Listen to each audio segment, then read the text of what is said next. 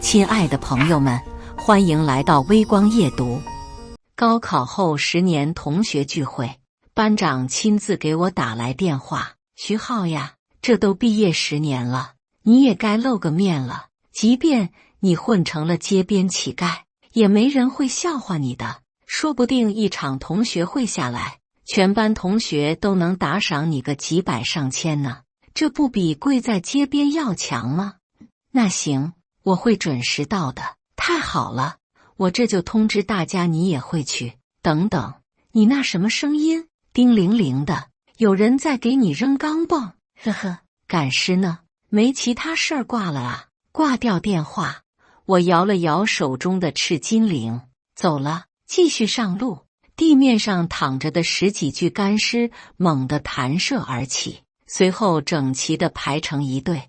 后面的尸体扣住前面尸体的肩膀，蹦蹦跳跳地跟着我消失在山间的大雾之中。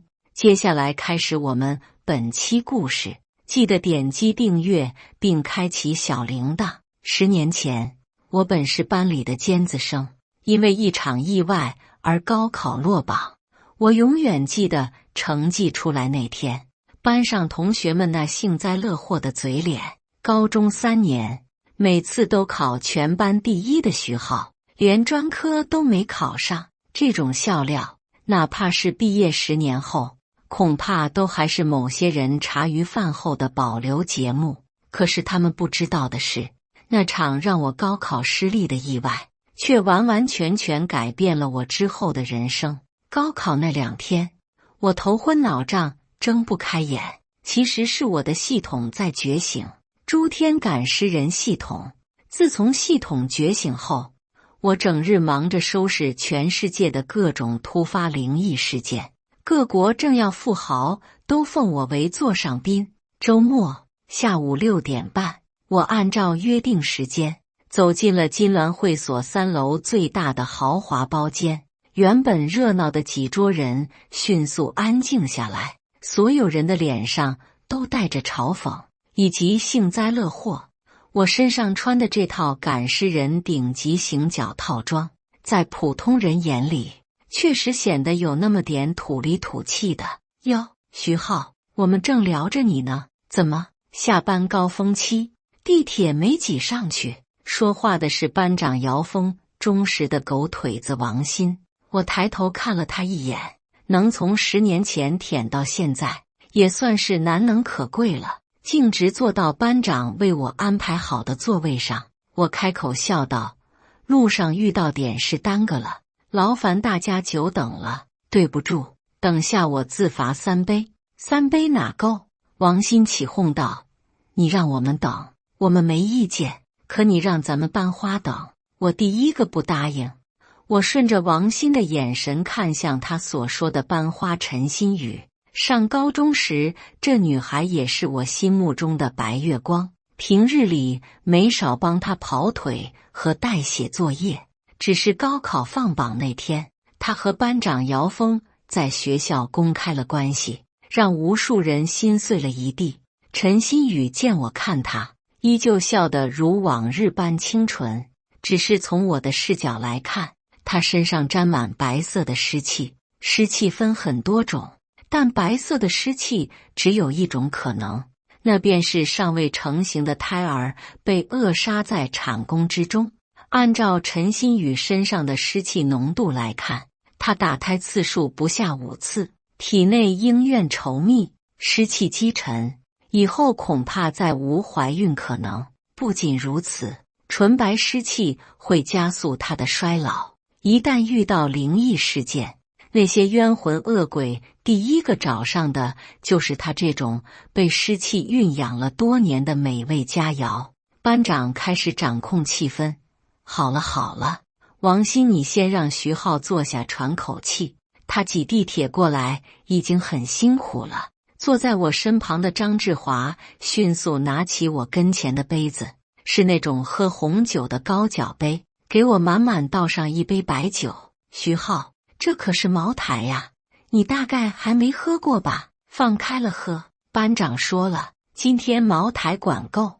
我看着张志华不怀好意的表情，说了声谢谢，拿起筷子吃了几口菜。就在这时，坐在我对面的一个女同学开口问道：“徐浩，你这么些年都在干什么呀？每次叫你出来玩，你都推三阻四，神神秘秘的。”对呀，徐浩，人家黄丽娟的爸爸可是市人财办的副主任，你要想找工作，求他帮忙一定好使。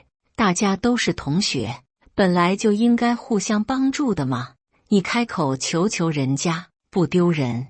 大家你一句我一句，仿佛已经认定了我高考落榜后混得不好，到现在也没混出个人样。但是对我来说，今天这场同学会不过是走个过场而已。主要是这个会所的老板是我爸的朋友，说是邀请了一些本地的显贵名流，想跟我见个面。不过既然这里茅台管够，我倒不介意多喝点，这可都是粮食酿造的精华，普通人喝多了伤身，我喝再多都能直接炼化，滋补身体。于是我拿起酒杯，跟一旁的张志华碰了一下。你说的啊，茅台管够。说完，我便一口闷掉了这杯足足8两的白酒。张志华的脸色刷一下就变得极其不自然。我把杯子递过去，笑道：“志华，我干了，你随意，麻烦再帮我续上。”张志华呆若木鸡的又给我倒了一杯。我举起酒杯，开始顺着座位给在场的同学敬酒。对不住，今天来晚了。舒媛，这杯我干了，你喝果汁就行。来来来，张振涛，10年没见了，这杯我敬你。王鑫，你说的对，3杯哪够？这杯我敬你，你自己随意。班长，在我心里，你一直都是这个。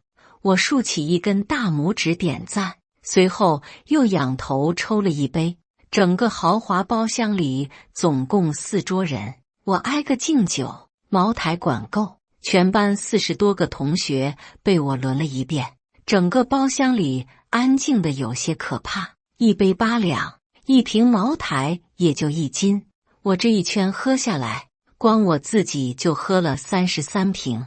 现在一瓶茅台市价3、4千。相当于我一个人喝了10几万块钱的酒。班长姚峰盯着张志华，眼神都快要杀人了。要你小子嘴贱，说什么茅台管够？尽管10几万对自己而言不会伤筋动骨，但那也不是小钱，就这么被喝光了，还让徐浩威风了一下，这和自己当初设计的剧情明显不一样。喝完一圈，我回到自己座位上，拍了拍张志华的肩膀，先让我吃口菜。10年没见啊，等下我再去敬大家一圈。张志华浑身一哆嗦，求饶地看向姚峰，自己随便一口嗨，害得班长损失了10几万，他实在不敢随便乱说话了。姚峰试图再度掌控场面：“徐浩，你别光喝酒，吃点菜。多吃点菜啊！这个会所新请了个零厨，你们知道什么是零厨吗？”说起这个，在场的很多人都来了兴趣。最近几年，世界各地到处爆发灵异事件，随之而来的还有各种新事物的出现，这零厨便是其中之一。据说做出来的菜吃了有强身健体的功效，是权贵们趋之若鹜的存在。姚峰见大家反应，傲然道：“说来也惭愧，本来以我的身份是没资格吃到零厨做的菜的。不过今天会所里据说有大人物要来，我爸在会所顶层的 VIP 包间那边和市里的领导们聚餐，顺便请那位零厨帮我们也做了道菜。等下上菜了，大家都尝尝，这玩意可是有钱都买不到的。”此话一出，包间里顿时充满了惊叹，各种恭维的话此起彼伏，浓缩成4个字，那便是峰哥牛逼。不过零厨一时半会儿肯定是顾不上他们这边。姚峰充分发挥自己控场的经验，包间里的气氛再度热闹起来。酒过三巡，宴过五分，部分人看到气氛上来了，便又忘了刚才的尴尬。坐在另一桌的黄昭明端着一个酒杯走了过来。徐浩，我干了，你随意。我看向他手上那袖珍的8钱小酒杯，又是一大满杯回敬过去。徐浩，刚刚你还没说呢，你高中毕业以后都去干嘛了？我笑着耸耸肩，没干嘛，算是个自由职业者吧。可不是吗？今天这里赶尸，明天那里镇魔，满世界到处打零工。但是黄昭明不想就这么算了。自由职业方便细说吗？我们公司最近在搞裁员，要是我被裁了，说不定到时候我也成自由职业者了。说完，不少人都跟着笑了起来，包间里充满了欢乐的气息。黄昭明这话很显然把我这个自由职业者理解成了无业游民，而且大家也都是这么想的。我无意解释太多，我和他们早已是2个世界的人，把他们踩在脚下也丝毫没有什么优越感可言。不过这些人看我不说话，显然兴致更高了。黄昭明拍了拍我的肩膀道，你看咱班花手上的大钻戒，刚刚你没来，班长和班花前段时间领证结婚了，今天来也是给我们这些老同学送结婚请帖的。你等下走的时候记得找班长要请帖。好家伙，我头一次听说结婚请帖还要宾客自己过去要的。不过我巴不得不参加他们的婚礼，既无趣又麻烦。不过姚峰和陈新宇结婚，也不知道陈新宇之前打的那些胎是不是姚峰的。如果是，那姚峰多少有点不当人；如果不是，那可真是太有意思了。当年我上高中时是班里的学霸，陈新宇没事就坐我旁边问我学习上的问题。我那时也对陈新宇这种说起话来软软糯糯的漂亮女孩没啥抵抗力。很多时候陈新宇对我软语相求，基本上我都有求必应。那时候网络不发达，我不知道陈新宇的那些行为放到今天那就是极品绿茶，被这姑娘迷得神魂颠倒，甘愿为她牺牲一切。如果我高考没有发挥失常，顺利考上清北，陈新宇毫无疑问会跟我继续发展下去。哪怕他当时已经跟姚峰暗中好上了，他也舍不得我这么优秀的备胎。可是当我高考落榜后，陈新宇便果断离我而去，甚至我后来跟他打过电话，他还委屈地说，我只把你当成我学习上的好伙伴，真的对不起，是我不好，我没有控制好我们间的距离，让你产生了我对你有好感的错觉。今后我会跟你保持距离的，祝你今后能找到真正爱你的人。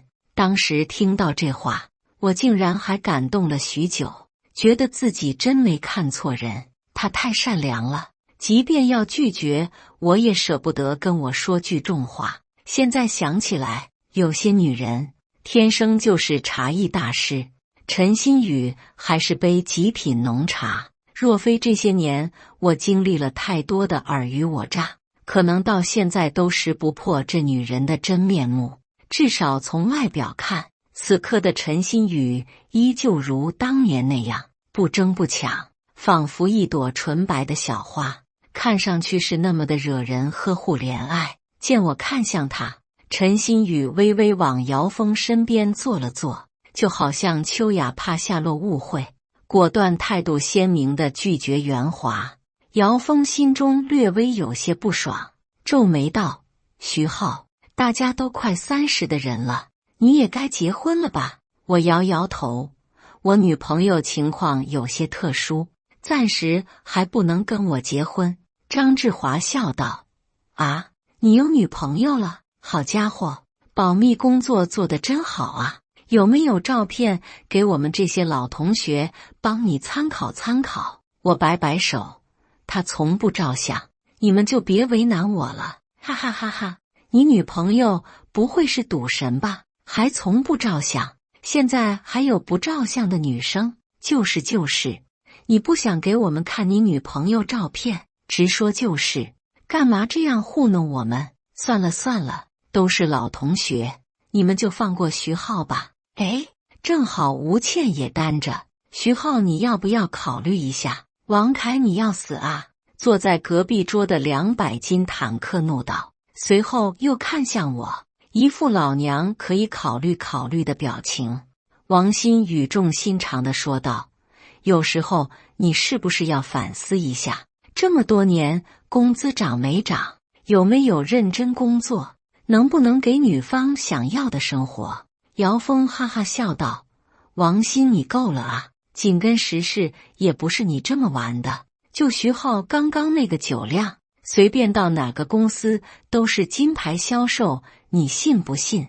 我心中暗笑，这姚峰还真不忘时时刻刻拿我开涮，刚刚被我的酒量吓到了，现在立刻拿我酒量说事儿，影射我这么能喝都是跑销售陪客户锻炼出来的。王鑫笑着举杯跟姚峰干了一杯，峰哥，等下散席以后我们还要去 K 歌，搞太晚地铁都收班了，你得安排司机送徐浩啊。姚峰眼睛一亮，对啊，徐浩，今天你能来这里我很高兴，等下走的时候我派司机送你回家。对了，你家现在住哪儿？我轻笑道，姚峰你别管我了，我在魔都的房子早卖了，这些年都在外地工作，这次回来只是临时住几天，随便找了个招待所，就在这附近。姚峰愣了愣，这附近哪来的招待所？张志华，这附近只有2公里外有个军区招待所，你不会是住那里吧？此话一出，大家都愣了愣，随后又爆发出哄堂的笑声，哈哈哈哈！别逗了，我听说那军区招待所都是用来接待军区首长的，就算是峰哥你也轻易住不进去啊。不过大家也得到了他们想要的答案，我连家里的老房子都卖了，那得混得有多惨啊！陈新宇的脸上也带着温和的笑意，那隐藏在眼神深处的嘲讽，一般人很难看得出来。没有什么比看到当年的天之骄子如今沦为只会吹牛的废物更让人心情愉悦的了。我看着眼前众人欢乐的景象，倒也没有多生气。通常那些被嘲讽破防的人，往往只因为他被嘲讽的内容是不容置辩的事实，而我从始至终没有说过谎。真正的小丑不是我，又有什么好在意的呢？就在这时，会所的领班带着4位美女服务员进来了。姚先生，这是我们会所的领厨给您准备的补元汤，请慢用。4个服务员加1个领班，只为了上一道菜，这属实是有些排面了。补元汤端上桌，领班带着几个颜值比陈新宇还高几分的美女服务员离开了包间。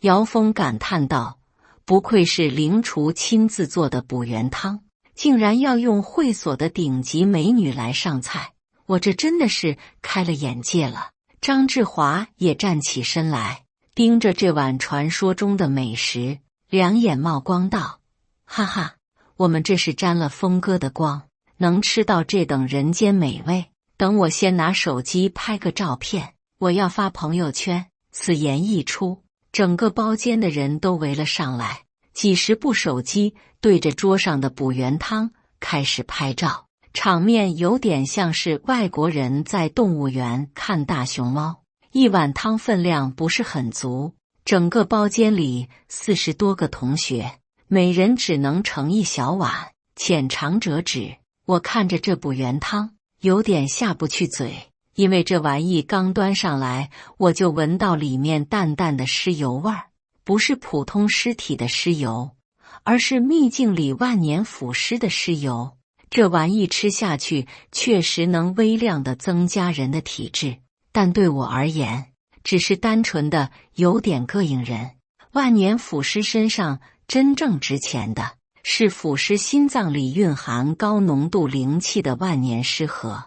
这玩意就跟很多末世小说里杀丧尸爆晶核一样，吃了能让人有一定几率觉醒出超凡之力，即便没有觉醒超凡之力，也能大量增强各方面的身体素质，而且味道极其美味，能够直接生吃。我不动声色地看着包间里的同学们你一碗我一碗，迅速瓜分完了这碗汤，低着头喝茶，没有说话。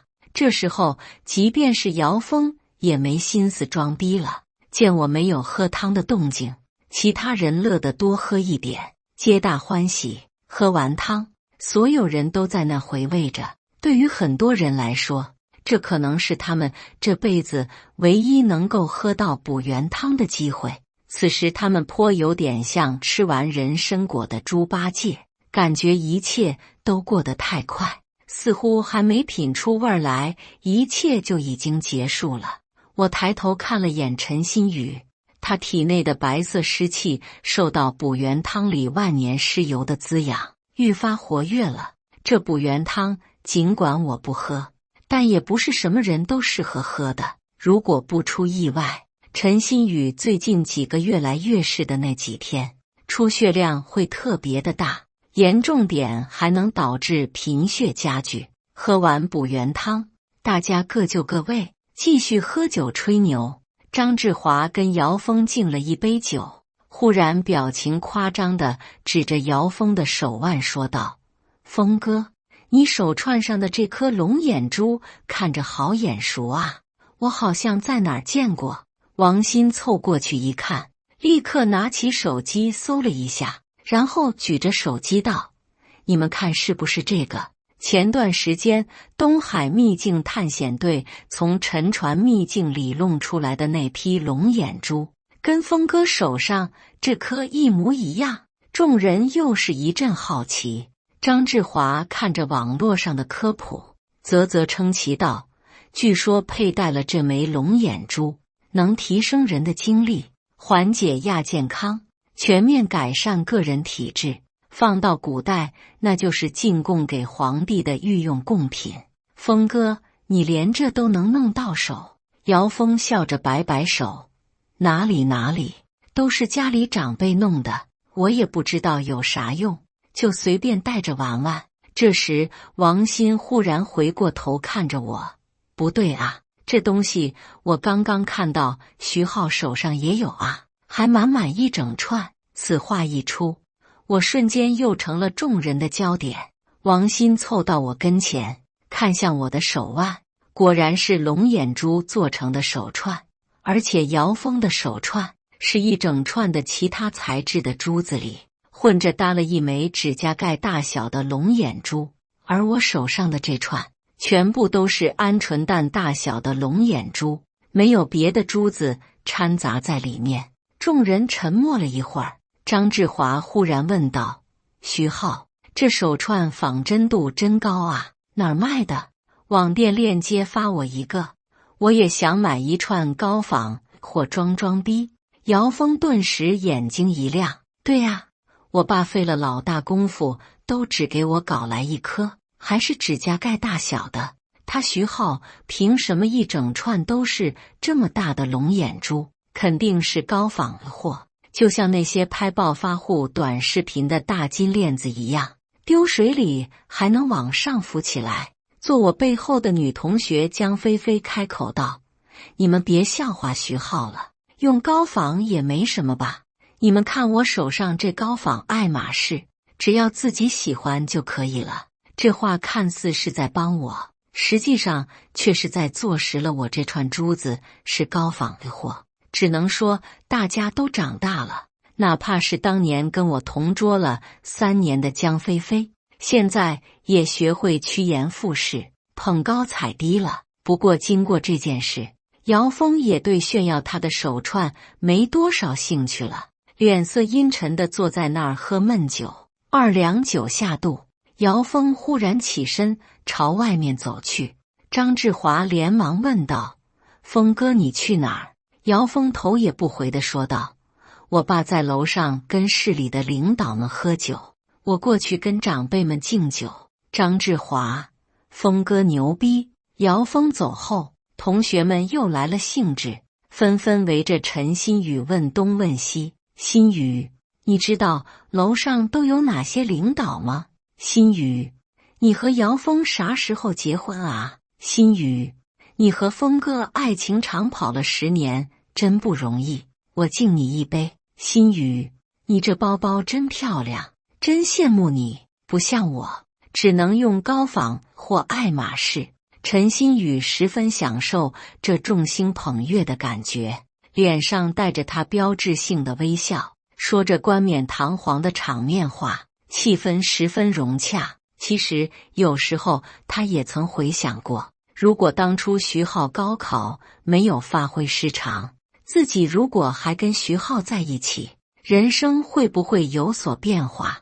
但是今天看到徐浩落魄的样子，他心中最后一点执念也随之烟消云散。我的选择没有错。过了一会儿，姚峰从楼上回来了，一进门，姚峰就拿出几张房卡拍到桌上。我开了几间金銮会所的 VIP 套房，等下如果有人喝多了，就直接在这里休息，明天酒醒了再回去。张志华等人立刻又是一阵欢呼，这可是金銮会所的 VIP 套房啊！峰哥对咱们真的没话讲，而且晚上住在金銮会所，峰哥指不定还能安排咱们晚点高级会所的保留节目。这样一来，很多男同学就舍不得走了，原本找好的代驾也直接取消。想要玩玩传说中的会所嫩模，女生们也都偷偷地开启了黄腔。都是奔3的年纪了，没小女生那么多矜持，甚至不少被生活摧残成了黄脸婆的女同学也幻想着这会所里是不是也能提供一下针对女性顾客的特色服务。反正今晚消费由姚公子买单，机会难得啊！气氛再度热烈起来，姚峰和陈新宇成了这里绝对的主角。尽管他们平日里也不缺别人吹捧，但是同学会的魅力就在于当年上高中时大家差距不大，现在却在社会地位上分出了高低贵贱。以前能平等跟自己对话的同学，现在放低姿态吹捧自己，这感觉太让人沉醉其中，无法自拔了。就在这时，门外忽然进来了几个人，领头的是个40多岁、有点中年发福的秃顶男人，一身名牌西服，手上戴着纪念款的劳力士，走起路来气场十足。姚峰看见来人，立刻站起身来：“哟，李叔，您怎么过来了？”说完，姚峰对在场同学介绍道：“这位是金銮会所的老板，刚刚在楼上，我爸跟我介绍过。”只是李老板仅仅不轻不重地对姚峰点了点头，便越过姚峰走到我跟前，毕恭毕敬地递出一张黑色镶金边的房卡：“徐先生，您的房卡。”还是老地方。我点了点头，李老板便点头哈腰地退了出去。等到李老板出去以后，姚峰的脸色变得有些难看。毕竟李老板这前倨后恭的样子，谁都能看得出人家根本没把姚峰当回事儿。反倒是徐浩需要金銮会所的老板如此毕恭毕敬的对待，还亲自过来送房卡。特别是那张黑金房卡，姚峰在会所菜单上看到过，是会所招待最尊贵的客人时才能用到的，平日里宁可空着也不给外人住。可这怎么可能？徐浩凭什么能让李总这样花心思对待？而且刚刚李总那个巴结的样子，活生生就像是自己老爸刚刚在楼上巴结市领导们的模样。姚峰顿时心态炸了。刚刚徐浩说自己在附近找了个临时的招待所，他们还在嘲笑他是不是附近那家军区招待所，结果人家直接住进了金銮会所最顶级的黑金套房。对比自己刚刚开的那几间所谓的 VIP 套房，简直是啪啪打脸，不要太疼。我把房卡放进裤兜，若无其事地继续喝着管够的茅台。只是包间里的气氛和之前相比，就像是以前在学校上自习时，忽然班主任出现在教室窗外一样，整个包间瞬间安静了下来。就在这时，刚刚离开的李老板又进来了。徐先生，这是我个人的一点点心意，希望您用餐愉快。来啊，上菜！话音刚落，10几个美女服务员每人端着一盘菜走了进来，每上一道菜，李老板便亲自充当解说员，介绍起了菜品的做法和功效。包间里的同学们，包括姚峰，全都要疯了，一连上了10几道菜，每道菜竟然都是灵厨亲自做的拿手菜，和刚刚的补元汤形成了鲜明的对比。这种感觉就感觉所有人都是没见过世面的土包子。刚刚一碗补元汤就引来所有人拍照留念，喝完还得各自发表感想，卯足了劲地吹捧几句。那现在满桌都是灵厨做的拿手菜，众人惊叹之余又尴尬万分。李总的态度，再蠢的人也知道，在金銮会所老板的眼里，姚峰就算个屁，而徐浩才是他需要费功夫巴结的对象。这还没完，不等徐浩开口，李总又说道：“刚刚楼上有几个市里的领导知道您在这里，都吵着要下来给您敬酒。我知道您喜欢安静，就都给您拦下来了。谢谢。”哪里，都是我应该做的。忽然，李总看到了我手上的龙眼珠手串，惊叹道：“徐先生，这就是前段时间您带队打捞出来的那批龙眼珠吧？我这还是头一次亲眼看到真品。”我笑着说道：“你倒是识货。”李老板两眼冒光道：“您这串龙眼珠的价值，把我这整个会所卖了都买不起。我能饱饱眼福已经很知足了。”坐在我对面的姚峰和张志华、王鑫等人已经黑着脸，完全不说话了。刚刚他们笑话了许久的高仿货，原来竟是正品。而且从李老板的话来看，姚峰手上那颗珠子不过是这批龙眼珠里最不值钱的边角料，而我手上的这些珠子才是真的价值连城。毕竟李老板都说了，我手上这串龙眼珠，把他的金銮会所卖了都买不起。金銮会所的市值少说也有20多亿，这岂不是说我手上这串龙眼珠价值起码在20亿以上？刚刚拿着高仿爱马仕出来给我解围的江菲菲，此时成了唯一的小丑。你以为别人跟你一样用假货，结果人家不仅是真货，而且还是真货里的极品。现在就只有你一个人用假货，尴不尴尬？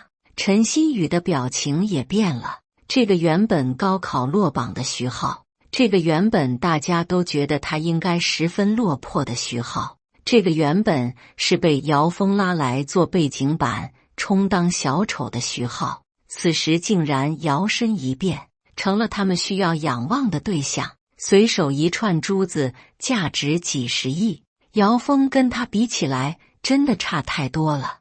姚峰的爸爸在楼上拼命巴结的是领导，只因为徐浩喜欢安静，就被会所老板拦着不许下来敬酒。陈新宇此时心中涌现出了强烈的不平衡，凭什么被我抛弃的人可以这样强势地出现在我的面前啊？等等，徐浩这样扮猪吃老虎肯定有他的目的，而整个同学会里，值得他这样费心思的人还能有谁？只有我。是的，徐浩时隔10年重新出现在我的面前，是想告诉我以前选错了，他想让我回心转意。这样的想法一出现，陈新宇便不动声色地稍稍往旁边站了站，和姚峰拉开距离。毕竟他和姚峰只是订婚，就算领了证，婚礼还没办，那就等于没结婚。只要能重新回到徐浩身边，自己今后的人生将会更加辉煌灿烂。想到这里，陈新宇拿出手机，偷偷在同学聚会的群里找到徐浩的账号，选择添加好友。我看到手机震动，拿起来一看，是陈新宇添加好友的信息。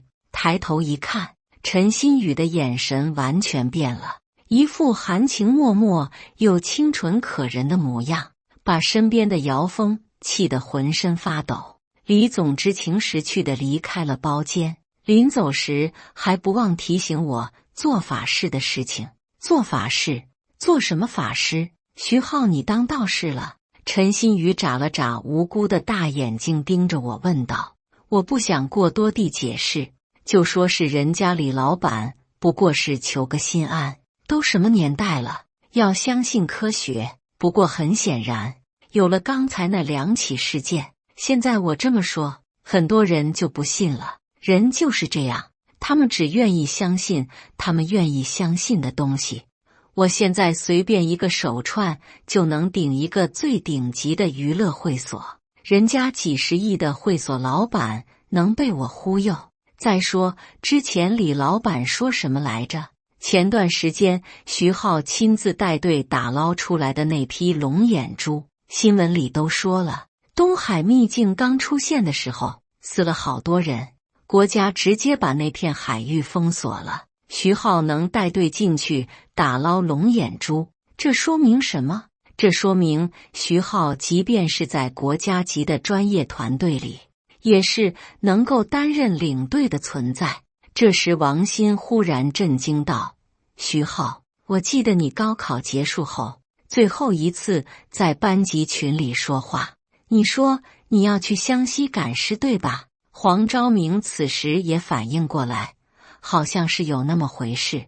当时我没当回事儿，以为这小子拿我们开涮呢，不会是真的吧？所有人的目光都看向我，我无奈耸耸肩，见笑见笑。高考落榜，正好回家继承祖传手艺。此时坐在角落里一直没说话的赵军忽然拿着手机打开一个网页道：你们看，这是去年秦岭龙脉秘境科考队的照片。我当时还觉得这队伍里有个人影特别眼熟。徐浩，你说这是不是你？我抬头看了眼，确实是当时我们从秘境里出来的照片。不过我们那可不是什么科考队，而是全副武装的国家特别行动小组，300多个人进去，出来就剩下照片里的那几10个人了。见我承认，在场众人全都倒吸一口凉气，包间里的温度都似乎降低了几度。这年头，只要跟秘境、遗迹、灵异事件沾边的，几乎全都是需要动用国家机器封锁消息的大事件。我能在这些事件里出现，就已经和他们生活在2个世界里了。明眼人都能看得出，全世界的各种秘境和遗迹事件越来越多，早晚得影响到他们普通人身上。而我这种能够在国家秘境探险中担任领队的人，将来自然是会越来越水涨船高。一时间，所有人看我的目光都变得热切起来。刚刚那个爸爸在市人才市场当副主任的女生黄丽娟，现在也端着酒杯过来给我赔礼道歉，态度无比诚恳。剩下的诸如刚刚嘲讽我最狠的张志华、黄昭明、王鑫几个，则坐在姚峰的周围，尴尬的不知道怎么开口讲话。毕竟之前嘲讽的太狠了，现在突然拉下脸来道歉有什么用？除了丢人还是丢人。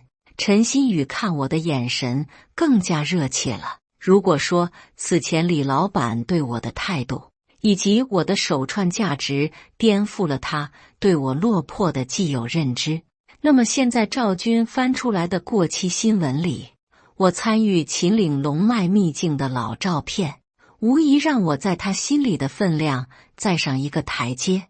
毕竟就连市里的领导都能说不见就不见，反观姚峰他爸还得在上面看人脸色，更别提姚峰这个官二代了。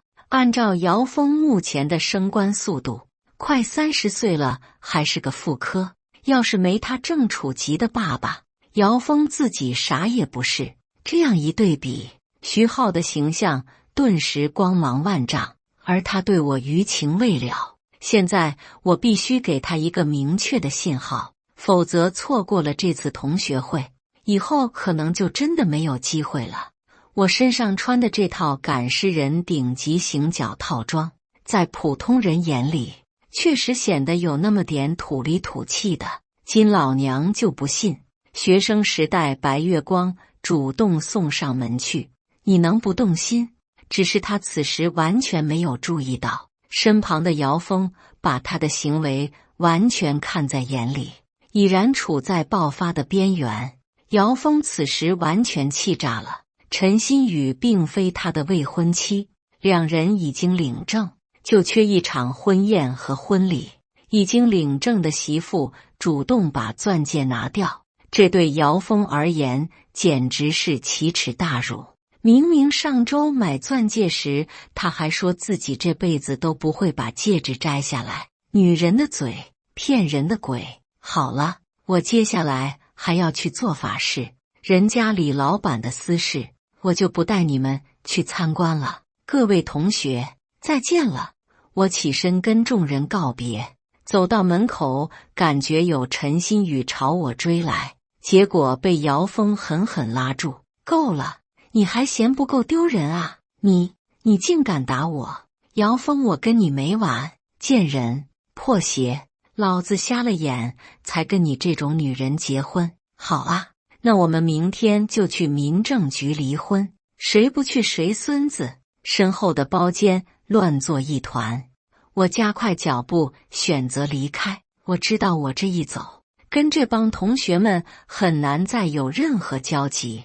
我之前也说过了，我有女朋友了，而且我女朋友的情况很特殊，暂时没办法跟我结婚。她是我在一个秘境里遇到的有些特殊的女人，为了救我陷入假死状态，这次我去东海秘境，就是为了寻找这18颗极品龙眼珠，配合我这些年收集到了其他材料，应该能将其再度唤醒，复活吧，我的爱人。心中想着她绝美的容颜，想象着她复活时我们相遇的场景。我缓步来到会所的黑金套房，命令任何人不得靠近打扰。今天的这场同学会闹剧也算是彻底结束了，感谢大家的观看。本期故事精彩吗？欢迎大家在下方评论区吐槽。如果你喜欢这类故事，记得点击订阅微光夜读，并分享给更多的人，这会对我帮助很大。再次感谢大家的观看。